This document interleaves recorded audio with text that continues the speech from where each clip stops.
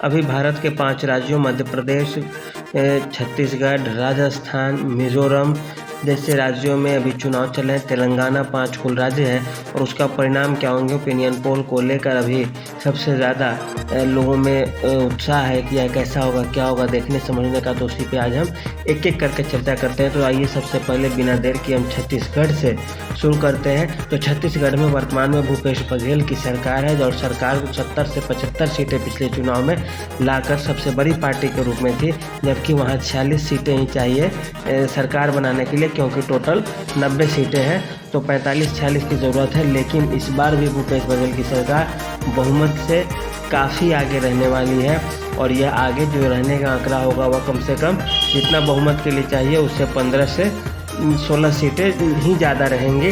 Bharatiya Janata party भी इस बार अच्छा प्रदर्शन कर रही है छत्तीसगढ़ में, क्योंकि उसका भी जो पीछे जो सीट थे काफ़ी मात्रा में कम थे पिछली बार, और इस बार उसके सीटों में इजाफा हो रहा है, लेकिन वे सरकार बनाने से अभी भी दूर रहेंगे। अब दूसरी बात आती है छत्तीसगढ़ के बाद मध्य प्रदेश का। तो मध्य प्रदेश की बात की जाए तो मध्य प्रदेश में जो कुल मिलाकर लग रहा है कि स्थिति अभी बराबर है। तराजू पे न तो कोई ज़्यादा है न कम है, न तो कांग्रेस कमलनाथ के नेतृत्व में बहुत अच्छा कर रही है और न ही शिवराज सिंह चौहान के नेतृत्व में भाजपा बहुत ज़्यादा कर रही है। लेकिन ऐसी स्थिति में होती यह है स्थिति कि जिसकी सरकार होती है, जिसकी केंद्र में है, जिसकी राज्य में है, वह अंतिम 1-2 दिनों में कुछ इस तरह का काम करेगी, कुछ इस तरह का माहौल और मैनेजमेंट होता है कि वोट प्रतिशत थोड़ा बहुत बढ़ा लेती है। और ऐसी स्थिति में ऐसा लग रहा है कि शिवराज सिंह चौहान ही भारतीय जनता पार्टी को मध्य प्रदेश में जीत दिलाएंगे। एक और चीज़ के आस लगाए जा रहे हैं कि कुछ दिनों बाद शिवराज सिंह चौहान को केंद्र में बुला लिया जाए और वहाँ किसी और को रख दिया जाए, और ऐसी स्थिति बन रही है। तो मध्य प्रदेश में कुल मिला के देखो तो 230 सीट है, 116 चाहिए। अभी जो सर्वे आ रहा है उसमें 103-4 भाजपा का दिखाया जा रहा है, लेकिन वो 10-15 सीटें ऊपर नीचे कर सकती है। पार्टी तोड़ के भी कहीं से कहीं कुछ जुगाड़ लगा के सरकार बना लेगी। तीसरी बात आती है राजस्थान की। तो राजस्थान में खुल्ला चल रहा है कि भारतीय जनता पार्टी आ रही है। वहाँ की जो अशोक गहलोत सरकार है उसमें भ्रष्टाचार के मामलों में एंटी इनकम्बेंसी ज़्यादा है। राजस्थान का पैटर्न भी पुराना है कि वहाँ पे एक बार सरकार आती है वो दूसरी बार नहीं आ पाती है। तो ऐसी स्थिति में देखिए अब क्या होता है, राजस्थान में भाजपा वापसी कर सकती है, मध्य प्रदेश में भाजपा जो फिर से जीत सकती है और जो की त्यों स्थिति बनी रह सकती है।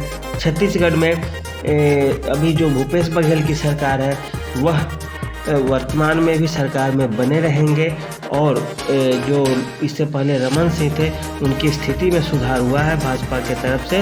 भाजपा का जो संख्या है विधायकों का वह छत्तीसगढ़ में बढ़ने जा रहा है और अच्छा खासा संख्या में वृद्धि होगी, लेकिन फिर भी भाजपा वाले सरकार नहीं बना पाएंगे।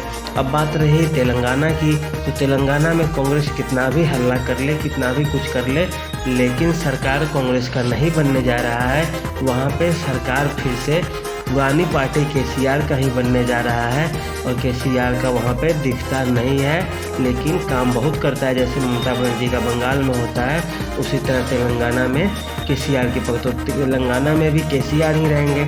और एक मिजोरम बच गया। तो मिजोरम में एमएनएफ एक है, मिजोरम नेशनल फ्रंट, जिसका पहले बीजेपी से अलायंस था, अभी अलायंस टूट गया है, वह वहाँ पे सरकार बनाती दिख रही है। और जैसे ही सरकार बन जाएगी वह फिर से भाजपा में आ जाएंगे, क्योंकि वह इसी तरह से भाजपा का भी साथ छोड़ी थी बस चुनाव के लिए, और फिर आ जाएगी। कुल मिलाकर स्थिति यही है कि अभी जो 5 राज्यों में चुनाव है उसमें से मध्य प्रदेश में भाजपा आ सकती है, राजस्थान में भाजपा आ रही है, छत्तीसगढ़ में कांग्रेस आ रही है, तेलंगाना में केसीआर ही वापसी करेंगे, और मिजोरम में मिजो नेशनल फ्रंट मजबूत स्थिति में। तो यही रहा कुल मिला के। ऐसा इसलिए है कि केंद्रीय नेतृत्व सभी पार्टियां अच्छे से उस पर मेहनत कर रही हैं। तो कांग्रेस के लिए फ़ायदा का यही होगा कि तेलंगाना में उसका वोटर्स की संख्या बढ़ेगी, और भाजपा के लिए फ़ायदे का यह होगा कि इसके जो मतदाता है वो बढ़ने जा रहे हैं, उसके विधायकों की संख्या बढ़ रही है। और केसीआर के लिए नुकसान यह है कि 2 पार्टियां मिलकर लड़ रही है। एक और तेलंगाना से अच्छी खबर आ जाएगी भाजपा के लिए। अब चूँकि केसीआर कांग्रेस से लड़ने जा रहे हैं तेलंगाना में, इसी कारण यदि केंद्र की नरेंद्र मोदी सरकार को कभी 2024 के चुनाव में कुछ दिक्कत का सामना करना पड़े या कुछ हो, तो केसीआर कांग्रेस को टारगेट करके आसानी से भाजपा का साथ दे देंगे और वे अपनी एक नई राजनीति की शुरुआत कर सकते हैं जो एनडीए में शामिल होकर होता है। तो यही रहा कुल मिलाकर अब तक की खबर। यह कैसा लगा आप हमें बताएंगे। राजस्थान में पैटर्न बदलता है, इस कारण हो रहा है। छत्तीसगढ़ में जो कि तो स्थिति है क्योंकि भूपेश बघेल की सरकार ने ग्रामीण क्षेत्रों में जाकर, जनजातीय क्षेत्रों में जाकर काफ़ी काम किया है और उनका अच्छा खासा प्रचार प्रसार भी है।